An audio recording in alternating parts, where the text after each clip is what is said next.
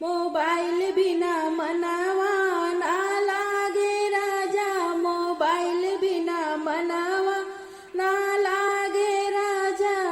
सास बिना लागे ससुर बिना लागे, सास बिना लागे ससुर बिना लागे। ननद बिना मनावा ना लागे राजा, ननद बिना मनावा ना लागे राजा। मोबाइल बिना मनावा ना लागे राजा, मोबाइल बिना मनावा ना लागे राजा।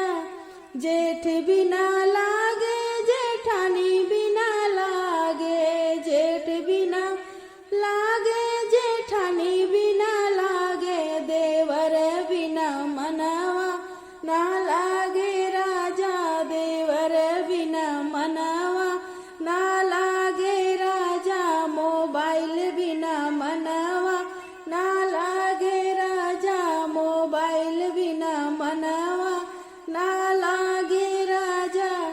टोला